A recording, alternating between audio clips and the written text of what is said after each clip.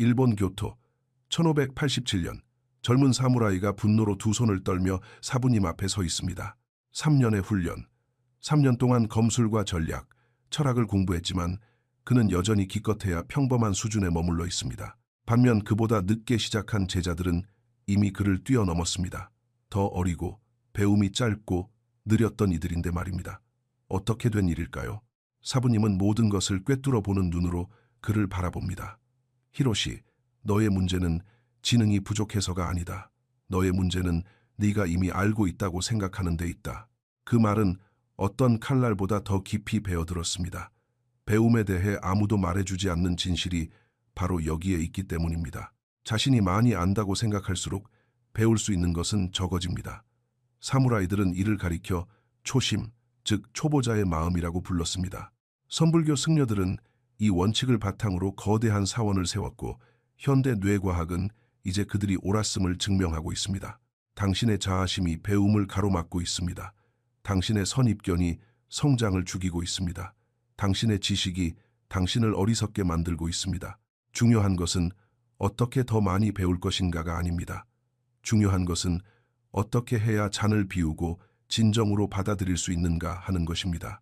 제1장 깨어남 오만한 제자 오사카 1584년 히로시가 다케다 사부님의 도장에 들어간 것은 16살 때였습니다. 부유한 상인 가문의 아들로 교육을 잘 받았고 학문에 능통했으며 자신의 지성에 자부심을 가지고 있었습니다. 그는 지능이 자신을 위대한 사무라이로 만들어줄 것이며 개념을 빨리 이해하는 만큼 경지에 오르는 것도 쉬울 것이라고 믿었습니다. 그는 틀렸습니다. 첫 해에 히로시는 이론에서 두각을 나타냈습니다. 미야모토 무사시의 글을 누구보다 빨리 외웠습니다. 전략을 훌륭하게 논했고 손자병법을 정확하게 인용했습니다. 하지만 실제 수련, 즉 검의 형, 대련, 명상에 있어서는 서툴고 느렸으며 좌절감을 느꼈습니다. 원리는 이해했습니다. 그가 말하곤 했습니다. 그런데 왜 몸이 따라주지 않는 걸까요? 다케다, 사부님은 대답했습니다. 이해하는 것은 아는 것이 아니다. 아는 것은 행하는 것이 아니다. 너는 개념을 파악했을 뿐 진리를 흡수하지는 못했다. 히로시는 이해할 수 없었습니다. 어떻게 이론을 아는데 실전에 실패할 수 있지? 2년 차는 더 심각했습니다. 새로운 제자들이 들어왔습니다. 농부의 아들, 상인의 아이들, 어떤 이들은 글조차 읽지 못했습니다. 하지만 그들은 텅 빈 마음으로 수련했습니다. 선입견도 없었고 똑똑해 보여야 한다는 자만심도 없었습니다. 그리고 그들은 히로시보다 더 빠르게 발전했습니다. 히로시는 자신이 몇 달 동안 머리로만 이해했던 검의 형을 그들이 물 흐르듯 정확하게 해내는 것을 지켜보아야 했습니다. 자신이 6개월 동안 헤매던 가르침을 그들은 불과 몇 주 만에 깨우쳤습니다. 굴욕감에 속이 타들어갔습니다. 3년 차에 그는 무너졌습니다. 대련 시간, 들어온 지 8개월밖에 안 된 제자, 검을 잡아본 적도 없는 어부의 아들 겐지에게 완전히 제압당하고 만 것입니다. 공격성이 아니라 물 흐르는 듯한 유연함과 그 순간에 온전히 존재하는 몰입, 즉 히로시에게는 없는 무언가를 통해서였습니다. 대련이 끝난 후 히로시는 다케다 사부님을 찾아가 따졌습니다. 어째서입니까? 좌절감에 갈라진 목소리였습니다. 제가 저 녀석보다 더 똑똑합니다. 철학도 더 많이 알고 책도 더 많이 읽었습니다. 왜 저 녀석이 저보다 뛰어난 겁니까? 다케다 사부님의 대답은 단순했습니다. 저 아이는 텅 빈 잔으로 수련에 임하기 때문이다. 너는 이미 꽉 찬 잔을 들고 오지. 그게 무슨 뜻입니까? 내가 가르칠 때마다 겐지는 흡수한다는 뜻이다. 너는 걸러내고 있지. 저 아이는 어떻게 해야 하는지 묻지만 너는 네가 이미 알고 있다고 생각한다. 저 아이의 마음은 아래로 흐르는 물이지만 너의 마음은 강을 막고 있는 댐이다. 히로시는 분노가 치밀어 오르는 것을 느꼈습니다. 그럼 지능이 약점이라는 말씀이십니까? 아니다. 지능으로 위장한 오만함이 약점이다. 진정한 지능은 언제 자신을 비워야 할지 아는 것이다. 다케다 사부님은 자리에서 일어나 산이 보이는 창가로 걸어갔습니다. 저 산에 사찰이 하나 있다. 비움의 미학을 통달한 선승들이 있는 곳이지. 널 1년 동안 그곳에 보내겠다. 초보자의 마음인 초심, 즉 통달의 첫 번째 원칙을 배우기 전까지는 이곳에서 더 이상 발전할 수 없다. 사찰은 필요 없습니다. 저에겐 더 나은 지도가 필요할 뿐입니다. 다케다 사부님의 목소리가 강철처럼 날카롭게 파고들었습니다. 바로 그것이 네가 그곳에 가야 하는 이유다. 3일 후 히로시는 산을 올랐습니다. 배낭은 무거웠고 자만심은 더 무거웠습니다. 그는 배움에 대한 자신의 모든 이해가 산산조각 날 것이라는 사실을 전혀 알지 못했습니다. 제2장 원칙, 잔을 비워라. 사찰은 산 절벽에 깎아지른 듯 자리 잡고 있었습니다. 돌벽, 소박한 목조 건물, 아침 안개 속을 조용히 거니는 갈색 승복의 승려들. 히로시를 맞이한 사람은 나이를 짐작할 수 없는 선승, 다이 선사였습니다. 40살 같기도 하고 70살 같기도 했습니다. 그의 눈동자는 히로시를 불편하게 만들 정도로 깊었습니다. 환영하네 히로시. 다케다 사부에게 자네가 아주 똑똑하다고 들었네. 히로시가 고개를 숙였습니다. 빠르게 배우려 노력할 뿐입니다, 선사님. 좋아. 그렇다면 이 과정이 자네에게 아주 어려울 거네. 다이 선사가 희미하게 미소 지었습니다. 나를 따라오게. 그들은 소박한 다실로 걸어갔습니다.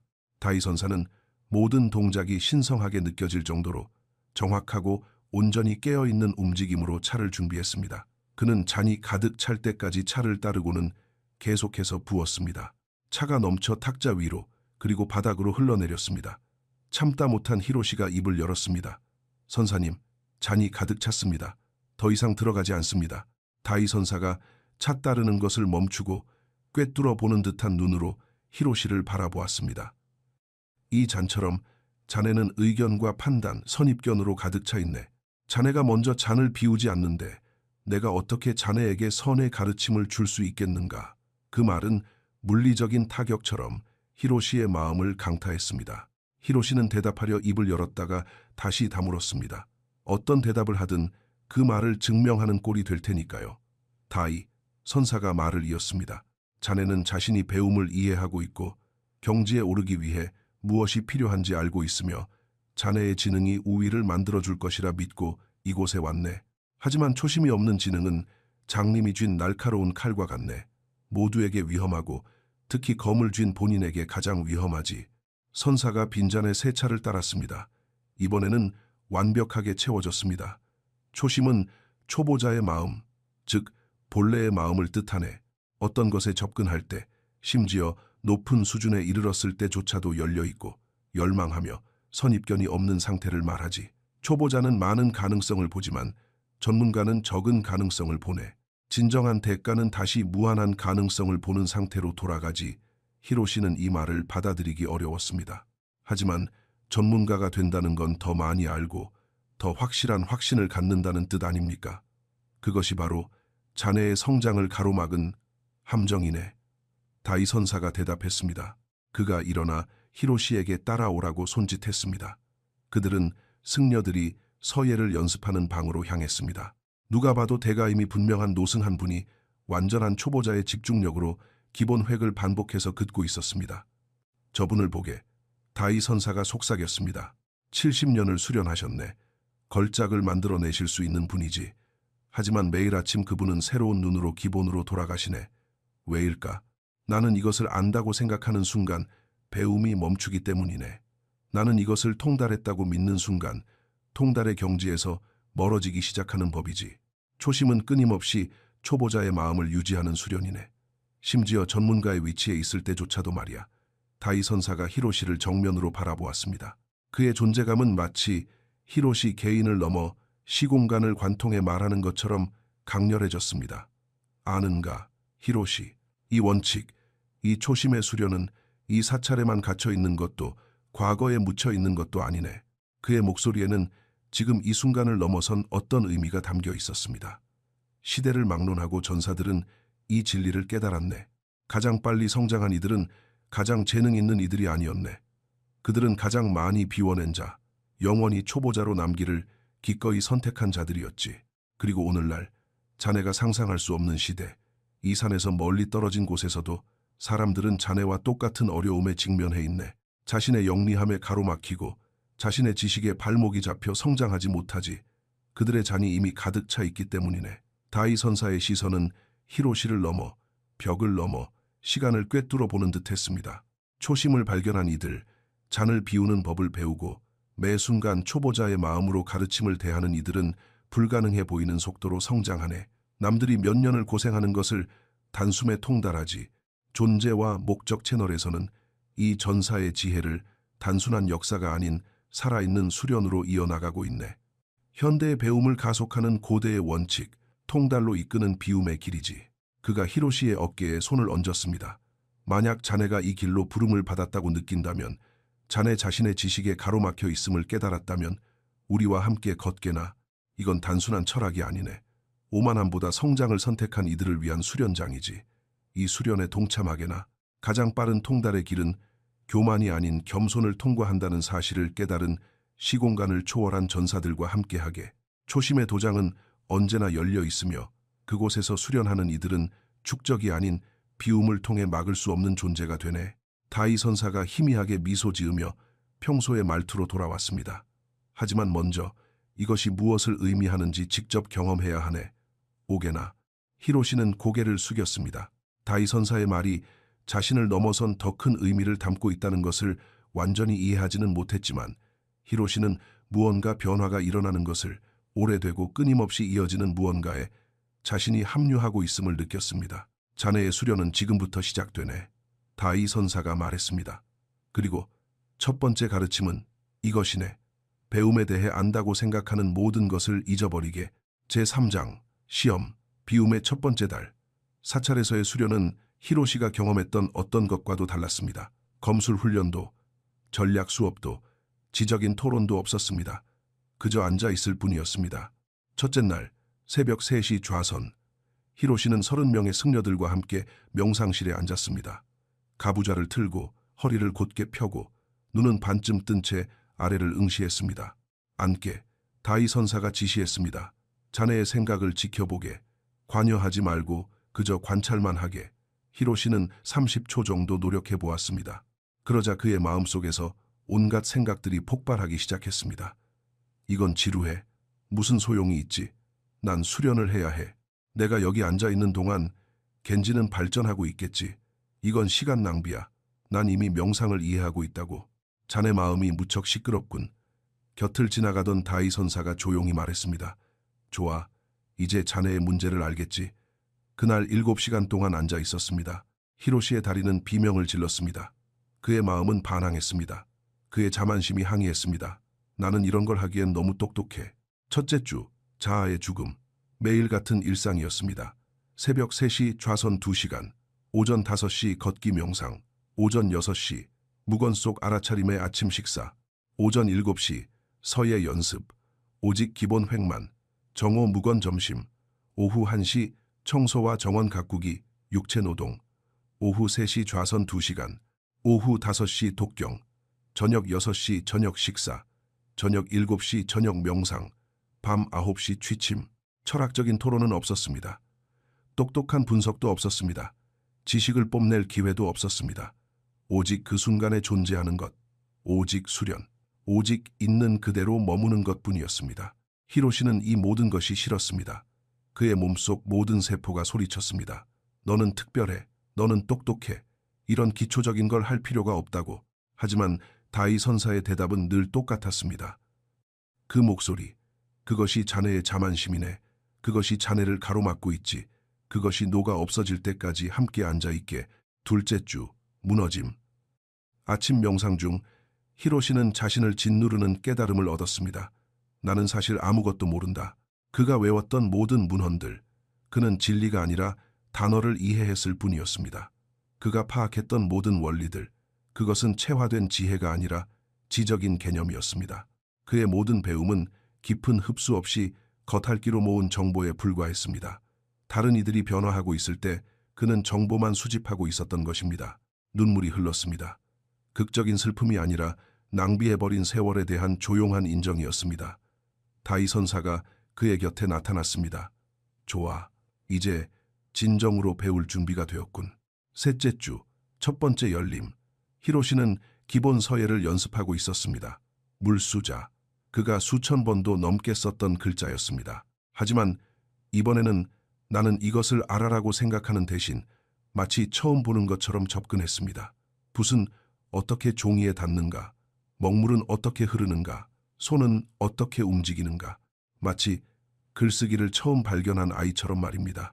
그러자 무언가 들어맞았습니다.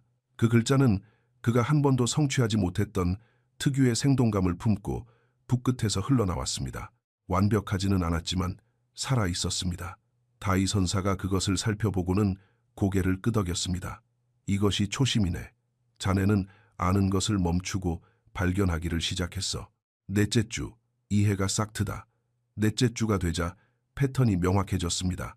히로시가 나는 이걸 이해해라고 생각하며 수련에 접근할 때면 성장이 정체되었습니다. 반면 내가 보지 못하는 것을 보여줘라고 생각하며 접근할 때면 빠르게 발전했습니다.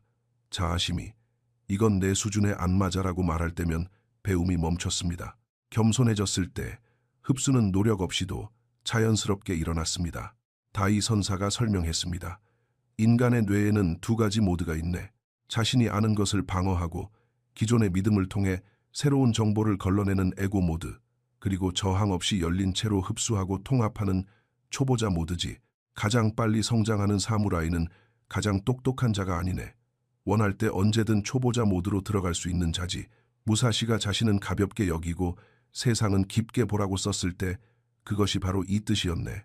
자만심은 배움을 가로막고 겸손은 배움을 가속하지. 한 달이 끝날 무렵 히로시는 변해 있었습니다. 극적인 변화는 아니었지만 미묘한 변화가 있었습니다. 그는 여전히 지식을 가지고 있었지만 이제 그것을 가볍게 쥐고 있었습니다. 여전히 의견을 가지고 있었지만 이제는 스스로에게 의문을 던질 줄 알았습니다. 여전히 똑똑했지만 이제는 우월감을 느끼기 위해서가 아니라 더 깊이 보기 위해 그 지능을 사용했습니다. 잔이 비워지기 시작했습니다. 그리고 그 비움 속에서 비로소 새로운 것이 흘러들어올 수 있었습니다. 제4장 전사의 심리학, 초심의 과학, 둘째 딸. 다이 선사는 초심의 이면에 있는 더 깊은 층, 즉 그 이유를 가르치기 시작했습니다. 초보자의 마음에 담긴 뇌과학이었습니다. 자네의 뇌에는 다이 선사가 설명했습니다. 현대 과학자들이 디폴트 모드 네트워크라고 부르는 것이 있네. 외부로 주의를 집중하지 않을 때 활성화되는 부분이지. 바로 자네의 자기 참조적 사고, 즉 자아의식이라네. 이 네트워크가 활성화되면 모든 것을 나를 통해 걸러내지. 이게 나와 관련이 있나? 내가 이미 아는 것과 일치하나? 이게 나를 똑똑해 보이게 만드나? 이런 여과 과정이 배움을 가로막는 것이네. 히로시는 매료되었습니다. 그럼 자아심이 글자 그대로 흡수를 방해한다는 말씀이십니까? 그렇네. 현대 연구는 선승들이 알고 있던 사실을 증명하고 있지. 자아의식은 새로운 정보에 대한 저항을 만들어내네. 나는 안다는 마음으로 배움에 접근하면 뇌는 정보를 덜 입력하게 되고 나에게 보여달라는 마음으로 접근하면 뇌는 정보를 더 많이 입력하네. 신경 가소성. 새로운 신경 회로를 형성하는 뇌의 능력은 열려있는 상태에서 가속화되고 확신에 찬 상태에서 느려지네. 아이들이 어른보다 빨리 배우는 이유가 바로 이거지. 뇌가 더 좋아서가 아니라 자아심이 덜 시끄럽기 때문이야. 무사시의 원칙. 다이 선사가 낡은 오륜서를 꺼내 들었습니다. 무사시는 초보자의 마음에는 많은 가능성이 있지만 전문가의 마음에는 가능성이 적다라고 썼네. 그는 전문성이 감옥이 될 수 있다는 걸 이해했지. 특정 기술이 통한다는 걸 알게 되면 탐구를 멈추게 되고 특정 전략이 최선이라고 믿게 되면 의문을 던지기를 멈추기 때문이지. 하지만 세상은 변하고 상대는 적응하네. 어제 통했던 것이 내일은 통하지 않을 수 있어. 초심을 가진 전사는 유연하고 적응력이 뛰어나며 항상 배움을 멈추지 않네. 무사시는 60번이 넘는 결투에서 단 한 번도 지지 않았네. 완벽한 기술을 가져서가 아니라 매 결투를 초보자처럼 대했기 때문이야. 새로운 눈, 선입견 없는 마음, 무한한 가능성으로 말이지. 선의 메커니즘. 다이 선사가 말을 이었습니다. 선불교에서는 논리적 사고의 지배를 깨기 위해 역설적인 질문인 화두를 사용하네. 한 손으로 치는 박수 소리는 무엇인가? 이 질문은 생각으로는 풀 수 없지. 오직 생각을 넘어설 때만 이해할 수 있네. 왜냐고? 논리적인 마음은 분류하고 비교하고 판단하고 싶어 하기 때문이지. 나는 안다고 말하고 싶어 해. 하지만 진정한 이해, 즉 갑작스러운 깨달음은 마음이 완전히 비워졌을 때, 아는 것이 모두 녹아내리고 직접적인 경험만 남았을 때 찾아오네. 초심 수련의 3단계. 다이 선사가 모래 위에 3개의 원을 그렸습니다. 1단계. 잔을 비워라. 선입견을 버려라. 모든 것에 의문을 던져라. 익숙한 것조차도 호기심을 가지고 대하라. 수련법. 나는 이걸 알아라고 생각될 때마다 즉시 이렇게 물어라. 만약 내가 틀렸다면, 혹은 내가 보지 못하고 있는 것은 무엇인가? 2단계. 물이 되어라. 물은 어떤 그릇의 형태든 취한다. 형태가 없고 유연하며 방법에 얽매이지 마라. 수련법. 새로운 기술을 배울 때 그것을 내가 이미 아는 것에 억지로 맞추려 하지 마라. 있는 그대로 두어라. 3단계. 신선함을 유지하라. 통달한 후에도 초보자의 눈으로 기본에 접근하라. 매번 반복할 때마다 처음 하는 것처럼 하라. 수련법. 네가 보았던 70년 경력의 그 노승을 떠올려라. 매 획을 처음 배우는 것처럼 연습하셨지. 스토아 철학의 연결고리, 다이 선사가 말했습니다. 스토아 철학자들에게도 이와 비슷한 원칙이 있었네. 운명을 사랑하라는 아모르파티지. 저항 없이 있는 그대로를 받아들이는 것. 마르쿠스 아우렐리우스는 이렇게 썼네. 행동을 가로막는 장애물이 행동을 촉진한다. 길을 막는 것이 곧 길이 된다. 이것이 바로 초심의 사고방식이네. 너무 기초적이거나 이미 아는 것이라 해서 가르침을 거부하지 말게, 받아들이게, 더 깊은 층을 찾게나. 에픽테토스는 이렇게 말했네. 사람이 이미 안다고 생각하는 것을 배우는 것은 불가능하다. 자네의 거짓된 지식이 진정한 지혜를 가로막고 있네. 잔을 비우게. 히로시는 조용히 앉아 그 말씀을 흡수했습니다. 난생 처음으로 그는 이걸 어떻게 써먹을까 생각하지 않았습니다. 그저 받아들일 뿐이었습니다. 그리고 그 수용 속에서 더 깊은 이해가 결정체로 맺혔습니다. 제5장 첫 번째 변화. 거무로의 귀환. 넷째 딸. 다케다 사부님이 사찰을 찾아왔습니다. 네가 얼마나 발전했는지 보러 왔다. 그가 히로시에게 말했습니다. 너의 검의 형을 보여다오. 히로시는 고개를 숙이고 목검을 집어들고 시작 자세를 취했습니다. 하지만 이번에는 모든 것이 달랐습니다. 그는 자신이 외웠던 형식을 생각하지 않았습니다. 각 동작을 실행하는 올바른 방법을 떠올리지도 않았습니다.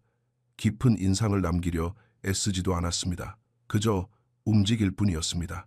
그러자 샘에서 물이 솟아나듯 동작이 그에게서 흘러나왔습니다. 완벽하지는 않았지만 생동감 있고 깨어있으며 체화되어 있었습니다. 다케다 사부님의 눈이 미세하게 커졌습니다. 도대체 무슨 일이 있었던 거냐? 제가 아는 것을 잊는 법을 배웠습니다. 다시 보여다오. 이번엔 내가 공격하마. 다케다 사부님이 자신의 목검을 뽑아들고 갑자기 히로시를 향해 일격을 가했습니다. 예전의 히로시였다면 당황하여 방어 기술을 떠올리려 애쓰다가 수많은 선택지에 압도당했을 것입니다. 새로운 히로시는 그저 반응했습니다. 마음이 개입하기도 전에 몸이 먼저 움직였습니다. 생각하지 않고 그저 존재하며 그저 흘러갔습니다. 그는 최소한의 움직임으로 사부님의 일격을 쳐냈습니다. 억지로 힘을 쓰지 않고 부드럽게 반격하며 상황에 적응했습니다. 다케다 사부님은 더 강하고 더 빠르고 다채로운 공격을 가했습니다. 히로시는 바위를 감싸 안고 흐르는 물처럼 흘렀습니다. 모든 방어는 최소한이었고 모든 반격은 자연스러웠습니다.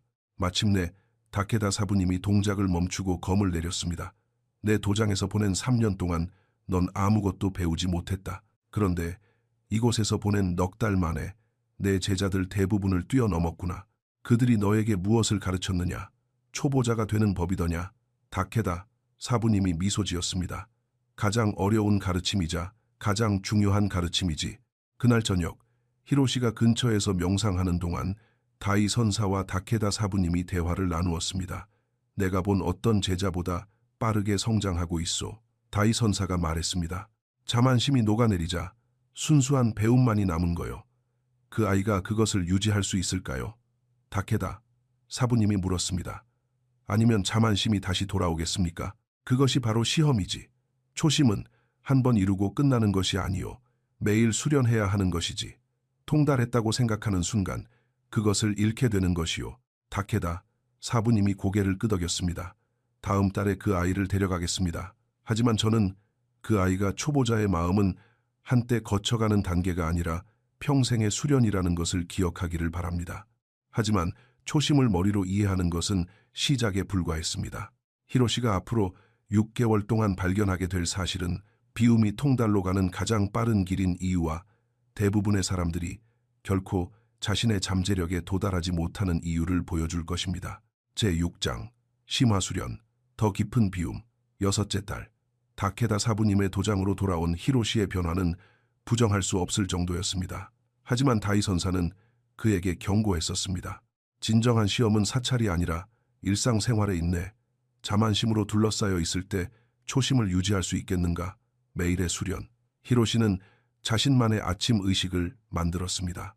오전 5시 잔을 비우는 명상, 30분간 좌선하며 생각 관찰하기, 나는 안다는 마음이 일어날 때 그것을 인정하고 흘려보내기, 오전 5시 30분 초보자의 수련, 아주 기본적인 기술조차도 처음 배우는 것처럼 연습하기, 새로운 눈으로 각각의 검술 동작에 접근하기, 오전 6시 선입견에 의문 던지기 일기, 어제 내가 틀렸을지도 모르는 가정은 무엇이었나? 오늘 내가 다르게 볼 수 있는 익숙한 것은 무엇인가? 하루 중 초심의 순간들, 자만심이 나 이거 알아 라고 말할 때마다 멈춰서서 묻기, 내가 놓치고 있는 것은 무엇인가? 내가 보지 못하고 있는 것은 무엇인가? 심화시험, 새로운 제자들이 들어왔습니다. 어리고 재능 있는 몇몇은 히로시보다 기술을 더 빨리 터득했습니다. 예전에 히로시였다면 위협을 느끼고 경쟁심에 불타 방어적으로 변했을 것입니다. 새로운 히로시는 호기심을 가졌습니다. 저 아이들은 내가 보지 못하는 무엇을 보고 있는 걸까? 저들의 접근 방식에서 무엇을 배울 수 있을까? 7살짜리 아이가 뜻밖의 우아함으로 형식을 소화해냈을 때 히로시는 아이에게 그것을 가르쳐 달라고 부탁했습니다. 자만심 없이 오직 배움만이 있었습니다. 소녀는 충격을 받았습니다. 하지만 선배님이시잖아요. 그리고 너는 방금 내가 보지 못한 걸 보여주었지. 내게 가르쳐다오. 다케다 사부님은 이 교환을 지켜보며 흐뭇하게 고개를 끄덕였습니다. 화두 수련. 히로시는 매주 사찰을 방문했고 다이 선사는 그에게 더 깊은 화두를 던져주었습니다. 너의 부모가 태어나기 전 너의 본래 얼굴은 무엇이냐? 길에서 부처를 만나면 부처를 죽여라. 한 손으로 치는 박수 소리는 무엇인가? 이 질문들은 논리적 사고를 파괴했습니다. 히로시가 지식을 넘어 직접적인 경험으로 들어가도록 강제했습니다. 어느 날 명상 중에 화두를 숙고하던 중 그의 마음이 완전히 비워졌습니다. 생각도 자아도 안다는 것도 없이 오직 존재만이 남았습니다. 그 순간 이해를 통해서가 아니라 존재함을 통해 모든 것이 명확해졌습니다. 의식이 돌아왔을 때 그의 얼굴에 눈물이 흘러내렸습니다. 자네가 그것에 닿았군. 다이 선사가 조용히 말했습니다. 사토리, 비움, 저항이 없기에 모든 배움이 즉각적으로 일어나는 상태네. 통합. 히로시는 모든 곳에서 초심을 발견하기 시작했습니다. 서예. 글씨를 잘 쓰려 하지 않고 붓이 스스로 움직이게 두었을 때 경지가 드러났습니다. 전략. 계획을 억지로 밀어붙이는 대신 상황에 물 흐르듯 적응했을 때 승리가 자연스럽게 따라왔습니다. 철학. 동의하거나 반대할 필요 없이 텍스트를 읽어 내려갔을 때 더 깊은 진리가 모습을 드러냈습니다. 패턴은 일관되었습니다. 비움, 흡수, 통달. 한 명상 중에 익숙한 느낌이 떠올랐습니다. 생각에서가 아니라 시간을 넘어 말하는 지혜, 그 확장된 인식의 감각이었습니다. 히로시는 그 말씀들이 자기 자신으로부터 형성된 것이 아니라 자신을 통로로 삼아 형성되는 것을 느꼈습니다. 이 수련, 이 초심의 길을 걷는 이들이여 알아두십시오. 이것은 고대의 역사가 아닙니다. 살아 숨쉬는 방법입니다. 투쟁을 흐름으로, 노력을 우아함으로, 수년간의 정체를 몇 달 만에 돌파구로 바꾸어 놓는 원칙입니다. 당신의 시대, 당신의 세상에서도 다른 이들이 이 진리를 발견합니다. 채우기 전에 먼저 잔을 비워야 한다는 사실, 오만은 배움을 가로막고 겸손은 배움을 가속한다는 사실, 초보자의 마음이 전문가의 확신보다 더 빨리 통달에 이른다는 사실 말입니다. 존재와 목적 채널에서는 이 원칙을 단순한 철학이 아닌 수련으로서 매일 실천합니다. 비움의 연습, 선입견을 깨는 기술, 영원한 초보자의 지위를 유지하는 전사의 규율. 준비가 되었다면 자신의 지식에 가로막히고 선입견에 갇혀 정체된 자신을 발견했다면 이 수련을 구독하십시오. 수동적인 배움이 아니라 적극적인 실천으로서 동참하십시오. 자만보다 성장을, 체험보다 비움을 선택한 전사들의 공동체에 함께하십시오. 매주 새로운 수련을 통해 매주 더 깊이 비워낼수록 매주 더 빠르게 통달에 다가섭니다. 잔이 비워질 때 우주가 서둘러 그 안을 채우기 때문입니다.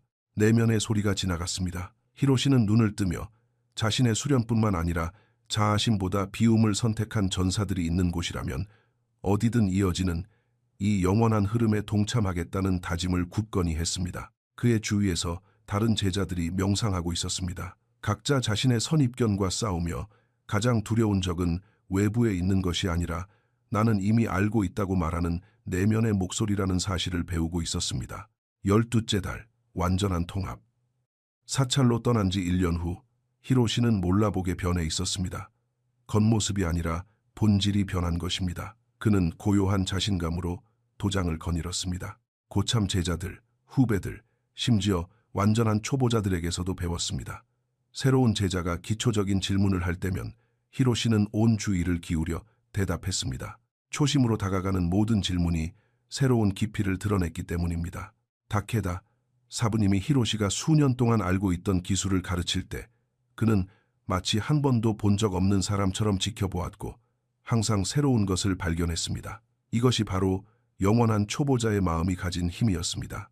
제7장 마지막 대결 무술대회 1588년 봄 다케다 사부님이 지역 무술대회를 발표했습니다. 지역 전역의 도장들이 경쟁하는 자리였습니다. 히로시가 도장을 대표해 출전하게 되었습니다. 전날 밤 의심이 스며들었습니다. 이들은 경험 많은 무사들이다. 나보다 수련을 더 오래 한 사람도 있어. 내가 준비가 된 걸까? 그때 그는 다이 선사의 가르침을 떠올렸습니다. 중요한 것은 내가 준비가 되었는가가 아니라 내가 온전히 깨어 존재하는가 하는 것이다. 그는 명상하며 잔을 비우고 모든 기대감을 내려놓았습니다. 대회 당일 첫 상대는 그보다 10살이나 많고 치명적인 기술로 유명한 무사였습니다. 예전에 히로시였다면 상대를 분석하고 전략을 짜고 예측하려 했을 것입니다. 새로운 히로시는 그저 지켜보았습니다. 깨어있는 상태로 열린 마음으로 초보자의 눈으로 대결이 시작되었습니다. 상대는 숙련된 정확성으로 공격을 가해왔습니다. 하지만 히로시는 아무도 예상치 못한 것을 보았습니다. 공격 전에 아주 미세한 망설임, 텅 빈 마음만이 눈치챌 수 있는 너무나도 미묘한 신호였습니다. 그는 적응하고 흘러가고 반응했습니다. 2분도 안 되어 승리했습니다. 두 번째 경기, 거울과 같은 상대, 수년 전 그를 뛰어넘었던 어부의 아들 겐지였습니다.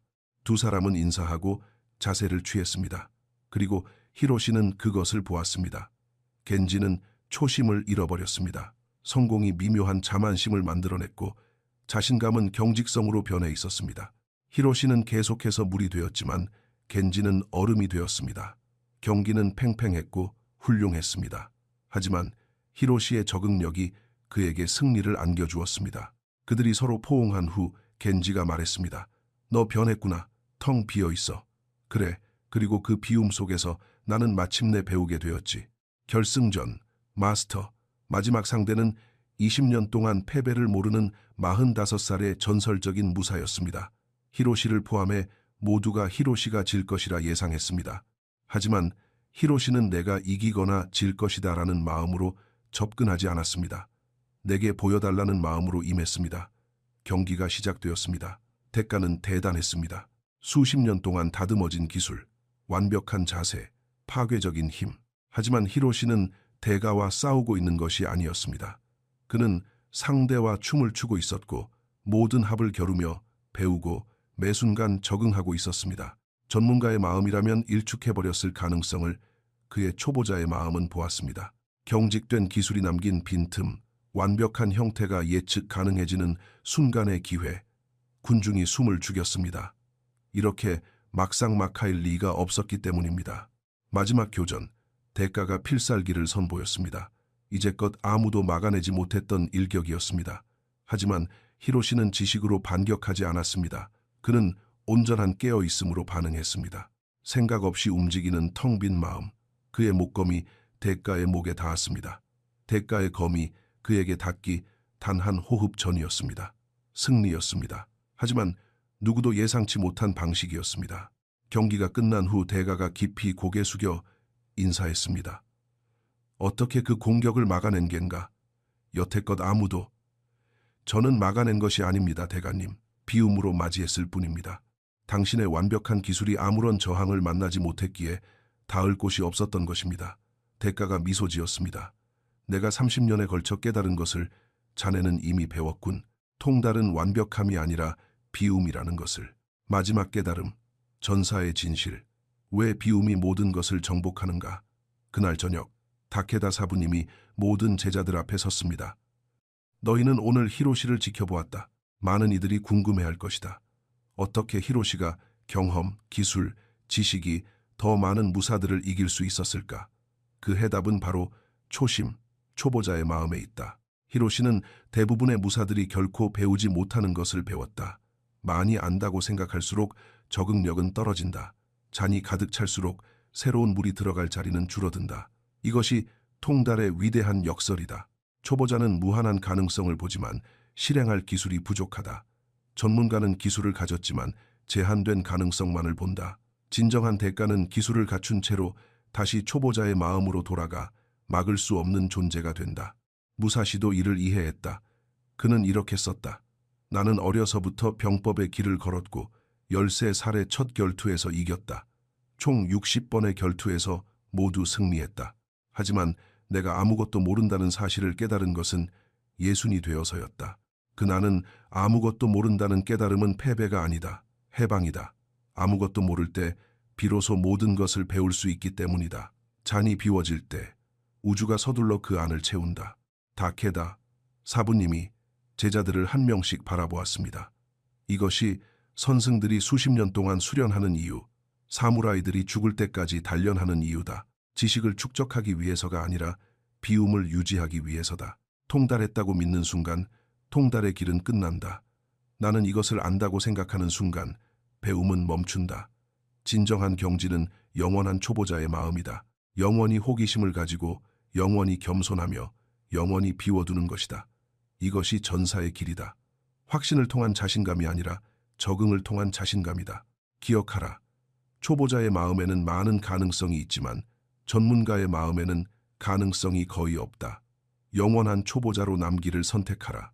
사무라이의 가르침을 맺으며 원이 완성되다. 5년 후 이제 24살이 된 히로시는 예전 다케다 사부님의 자리에 앉아 있습니다. 자신의 도장에서 자신의 제자들을 거느리고 말입니다. 예전에 히로시가 그랬던 것처럼 아주 똑똑하고 교육을 잘 받았으며 자신감 넘치는 새로운 제자가 찾아옵니다. 사부님, 저는 철학을 깊이 공부했습니다. 전략의 원리도 이해하고 있습니다. 기술만 조금 다듬으면 됩니다. 히로시는 미소 지으며 제자에게서 16살 때의 자신을 봅니다. 그는 차를 준비하고 제자의 잔에 차를 따르고 계속해서 붓습니다. 차가 넘쳐 흐릅니다. 제자가 항의합니다. 사부님, 잔이 가득 찼습니다. 이 잔처럼 히로시가 말을 자릅니다. 너는 선입견으로 가득 차 있다. 네가 먼저 잔을 비우지 않는데 내가 어떻게 너를 가르칠 수 있겠느냐. 제자의 눈에 깨달음의 빛이 스칩니다. 알겠느냐. 히로시가 다이 선사에게서 배웠던 그 시공간을 초월한 목소리로 말을 잇습니다. 이 가르침, 이 초심의 수련은 스승에게서 제자로, 세대에서 세대로 시간을 넘어 계속 이어지고 있다. 그는 제자를 바라보지만 그의 목소리는 방을 넘어 멀리 퍼져나갑니다.